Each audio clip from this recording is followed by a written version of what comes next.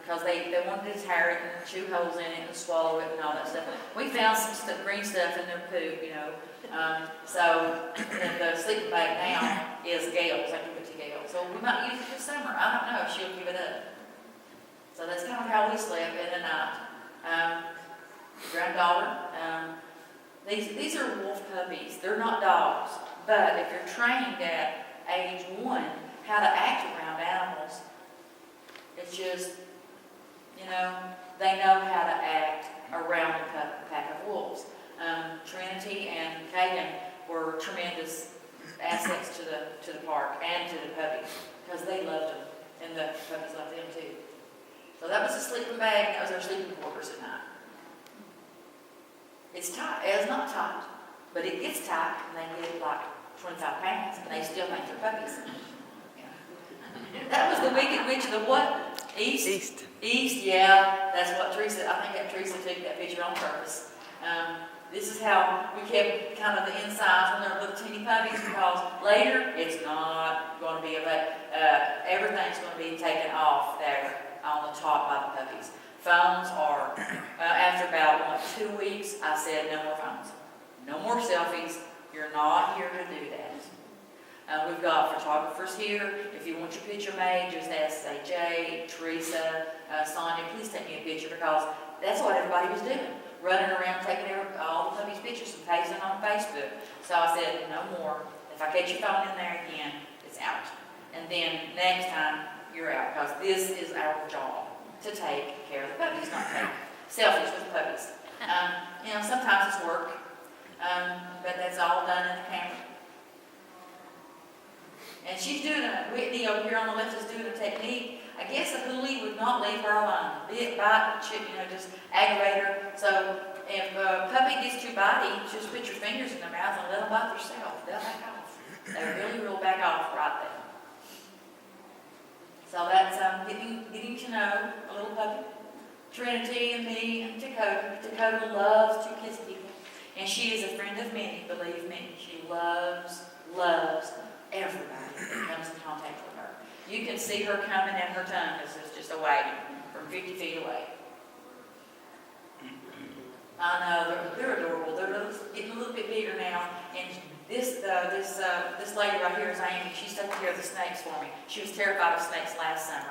She said, but I don't know what to do. I've been up here every other day or every day taking care of the puppies. What am I going to do now? I can't leave. So, you know what? She said, I'm going to conquer my fear. She comes up there 2 days a week for about 7 hours a day, taking care of the snakes, giving them baths, feeding them frogs. You know, she's in the herpetarium right now taking care of stuff that I'm not home doing. And the volunteers that's what they're doing. See, they're growing up a little bit more. Their eyes are changing, and their ears are getting big.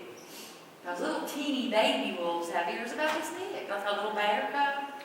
Well, you know, when they open up about 14 days old, you know, that they'll start growing and be wolf ears and not little baby bear ears. Look at the feet.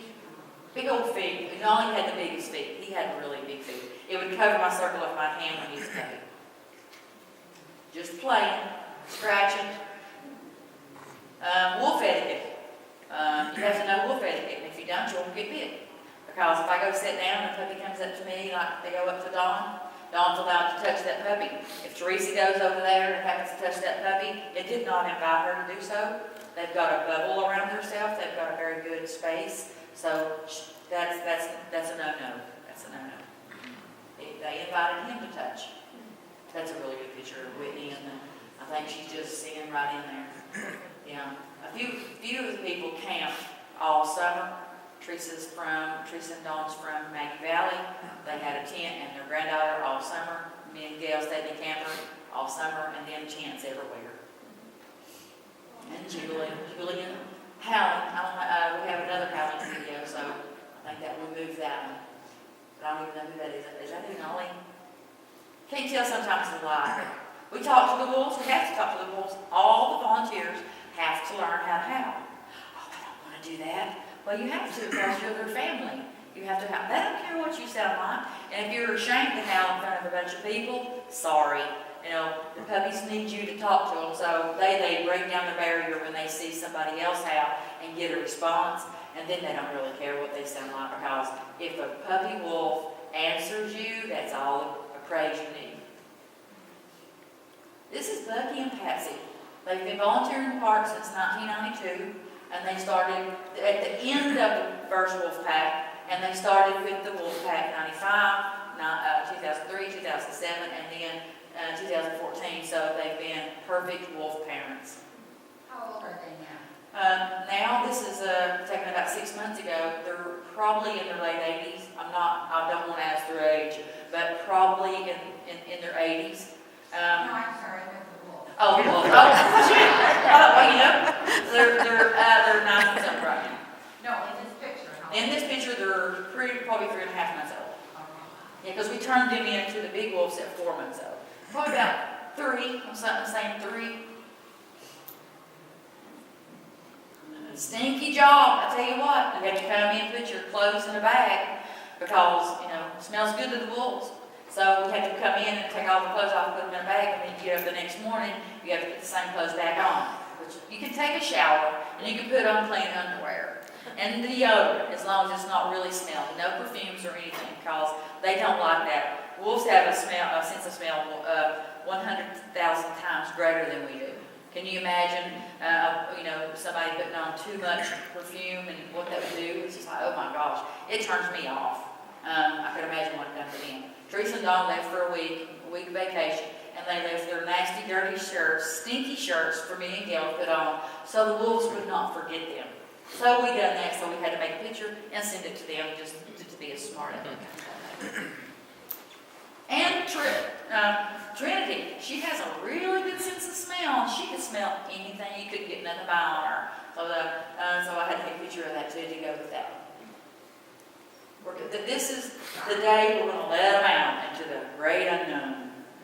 Grass and trees and logs and stuff. So they're big enough. We have to keep them inside that little enclosure until they reach about 28 to 30 pounds. Because 28 to 30 pounds, and they're playing out there, and a great horned owl is up in the tree. All it takes is 1 second to lose a puppy. I don't say they cannot lift that puppy up, but they can kill that puppy.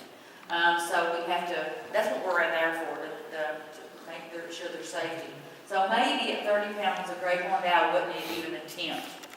Because we still can't leave them alone. Everybody's still out there. Weigh day. Every Monday was weigh-in day. To make sure everybody was eating, to make sure everybody was gaining on the right. So I looked at past notes, and I had the volunteers look at past, please help me find a 2.5-month-old weight of a puppy last time. So try to keep them on the same scale. And they like to eat the scale. It's really hard to weigh a wolf puppy. You have to have 5 or 6 people.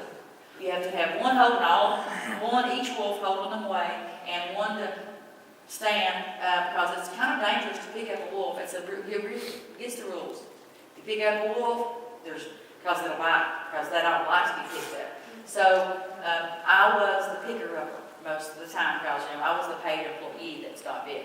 So I needed all kinds of help. Me and Gail mostly picked up the wolves. This is the day that we family affair. Invite only. Probably about 10 volunteers, I'd say, to have them in their big habitat. Worming day, they had worms, of course. So we had worm medicine, and it must taste horrific. It must taste just like, I don't know, acid or something, because they can sling that stuff out faster than you can get it in. But one of the medicines tastes like caramel. I'm in East Tennessee in Hopkins County, and I say caramel. She says caramel, but I say caramel. Y'all know what I'm talking about. And I tasted it, so because they just suck it out of the tube. So I tasted it. It tastes pretty good. That tastes horrible. So everybody has to work, even if you're 10 years old. You have to work. He likes to fence. He loves to do any kind of work. So Ricky's down there trying to get a wolf to give it medicine, and his job is to hold the medicine. His job is to not give it the medicine because he can't. He runs the risk of getting bit because, we're grown-ups, we can do that. That's the pooper bucket, and that's the stick, and we got a cat scooper. So we walk around all the time getting poop.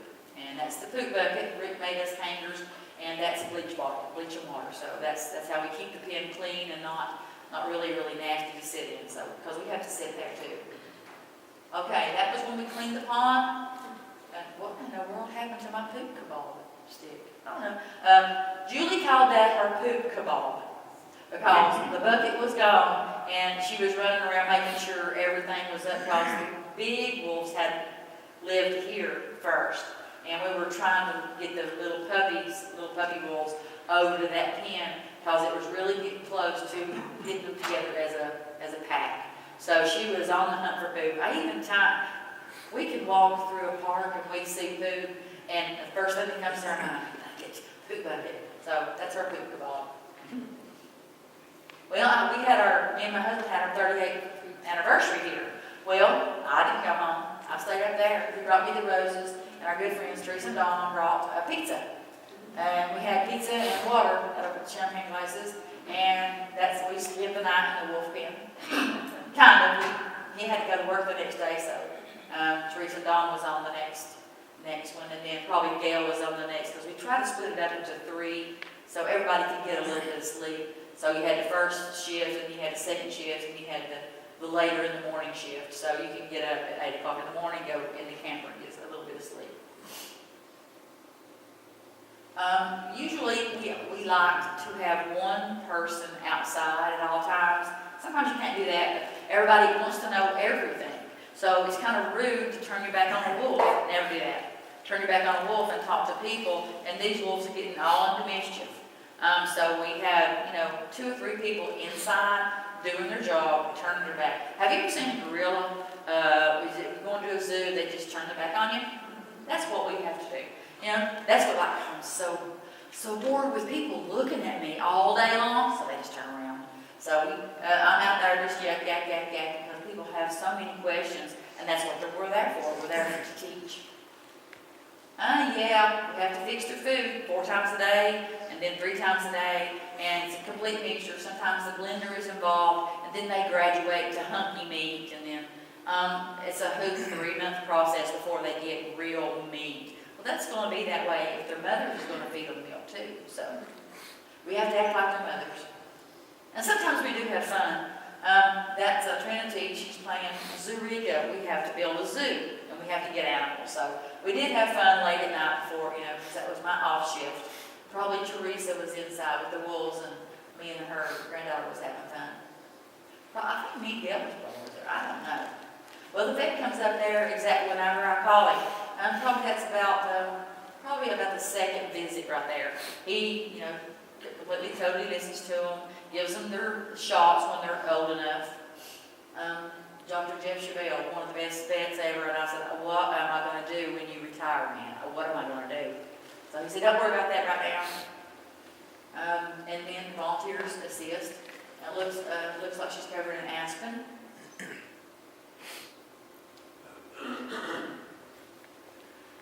That's me eating peanut butter and jelly. I lived off of peanut butter and jelly.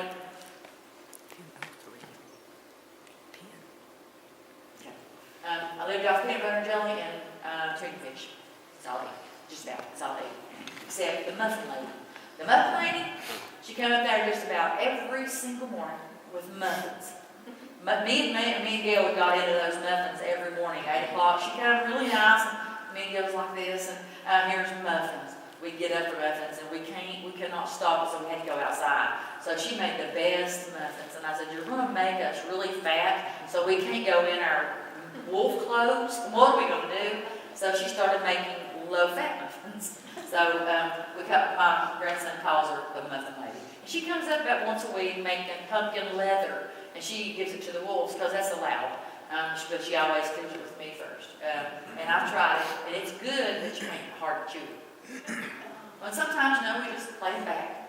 A lot of times, everybody uses those hammocks. They're tied right outside the camper door. And those tents and Teresa's tent stayed for 3 months. And sometimes everybody was wet because it got really bad rainstorms, hailstorms. Just because you've got a tent don't mean you're dry. Because if it rains so much, the tent will get wet. And that's kind of what it looked like behind on the road looking at the compound, I say. And sometimes you just have to rest. this woman right here that's petting the 3 wolves, she's been in Africa for the last 2 springs, living with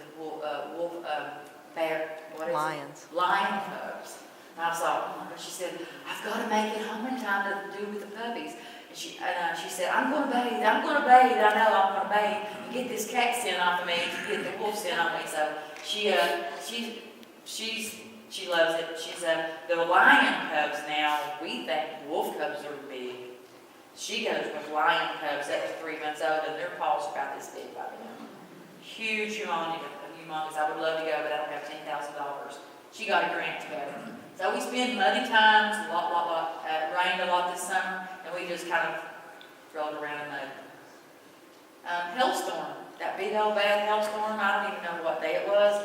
I made everybody go to the building, and we didn't want to go, so me and her got in a den, made all the puppies get in a den, and we got out. That's what we got. We had the feeding time, because if it passed the feeding time, it's just like a baby. Where is my food? So they were really antsy because the hailstorm was happening during their feeding time. So I was running in to fix their food and picking up stuff as I went, and it damaged my car, $3,000 of damage, busted my windshield, 250 dents in my car. A lot of people had a lot of car damage. That's a big deal. And that's kind of what we looked like when we got out there. Whitney was worse. She's a little bit more dirty. She was in a mud hole. Yeah, that's what you do. Get muddy. But she'll wear that shirt tomorrow, and she didn't wash it. It just kind of goes, in there somewhere. I don't know where it goes. Little kisses.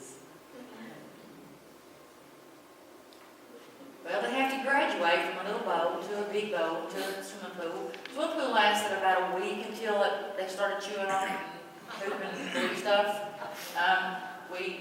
You can see the chewings on the side, but some of it was missing by about another week later. But we put fish in there. We put bobbing for apples. They love apples, carrots. Just something for them to do, not get bored. Just you tell them growing up, they're giving Gladys some kisses.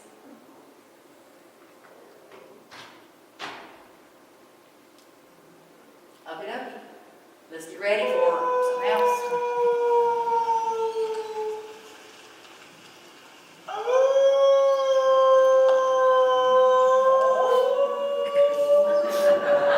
Alan's sitting right over here. He's right.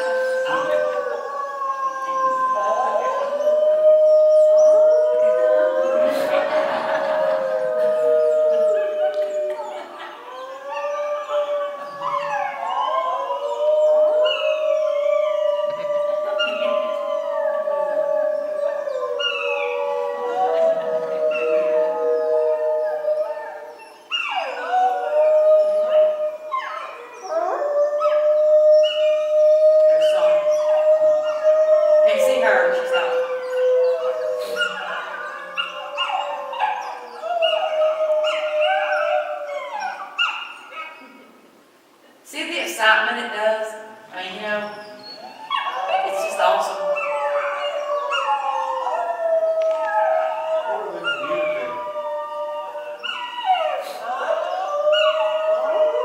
What we're doing here is making the pack concrete with us, and the big wolves howl too, but you can't hear them over all this. But the big wolves are howling too. And kind of talking to the puppies, like, what are you doing? What are you doing? Are you my family or not? See, the big wolves are over there. We're trying to concrete the pack. It's kind of like bringing a new person home. They're really quiet, and then later you start talking. It's kind of like introducing a new pack to an old pack. So they get really excited when we go to the house. Really excited. And sometimes it causes fusses and fights and stuff. The puppies howl longer than the big guys. The adult wolves don't howl for probably about a minute. What did he say? I got them all started. You see, I'm back my neck? It's fun.